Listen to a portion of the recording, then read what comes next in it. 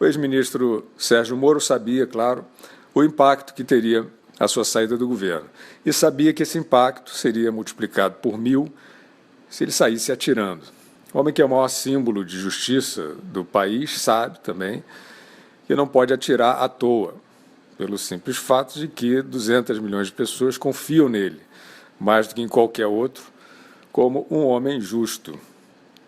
Essas pessoas têm a certeza de que ele só ia atirar em caso de absoluta necessidade, ou seja, se estivesse diante de um inimigo que precisa ser abatido. Sérgio Moro saiu do governo atirando, portanto, disposto a abater o presidente da República. Fez acusações contra ele de ingerência política na Polícia Federal, que imediatamente foram tomadas pelos adversários do governo como ponto de partida para um pedido de impeachment. Moro sabia que seria assim. As investigações vão buscar os fatos, vão determinar se houve crime, e não existe crime sem provas. Se Sérgio Moro tem as provas, o melhor seria ter apresentado imediatamente, especialmente porque, como já dissemos, ele é o maior símbolo de justiça do país, pelo menos até o momento. Diante de uma posição tão grave que coloca um presidente sob suspeita, a sociedade não espera de uma autoridade como Sérgio Moro alegações, hipóteses.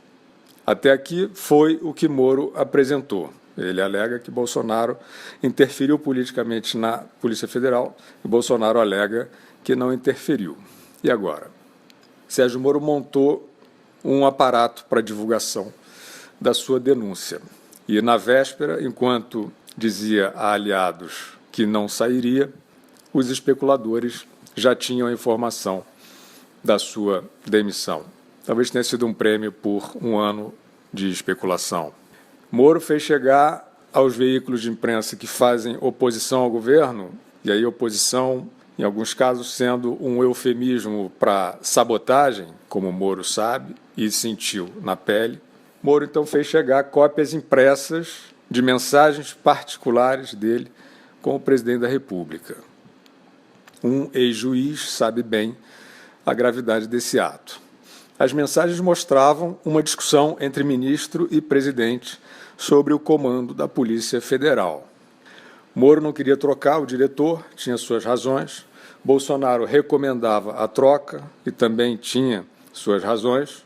No caso do presidente, achava que investigações como, por exemplo, a do atentado que ele sofreu não estavam caminhando direito, além de achar que a gestão do então diretor podia estar abrigando interessados em perseguir gente na sua base política. Essa é a hipótese do Bolsonaro na conversa com Moro. A prerrogativa da escolha do diretor-geral da Polícia Federal é do presidente e ele estava discutindo isso com o seu ministro da Justiça. Ponto.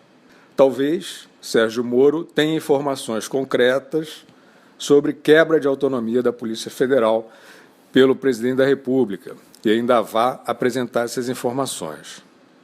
Até aqui, ele foi para o fronte, declarou guerra, apontou para a cabeça do presidente e disparou a sua bala de prata, que não era nem de prata, nem era bala.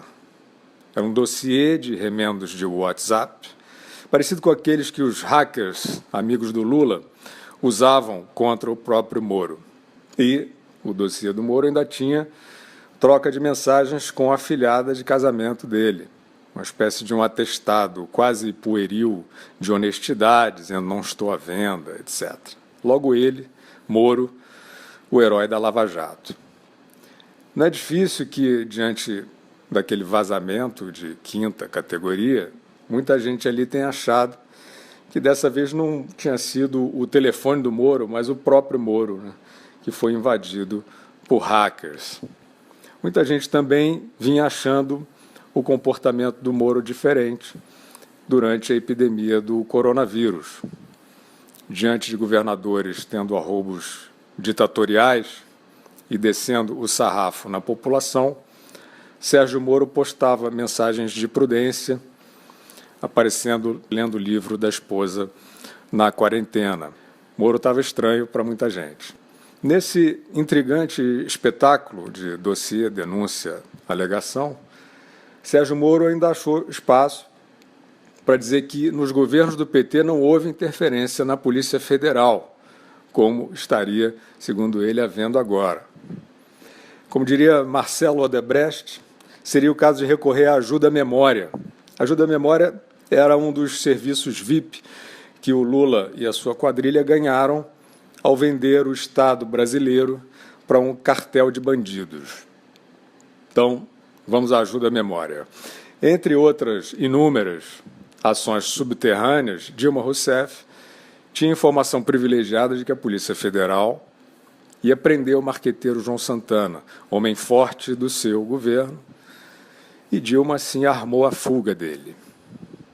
Outra ajuda à memória para Sérgio Moro.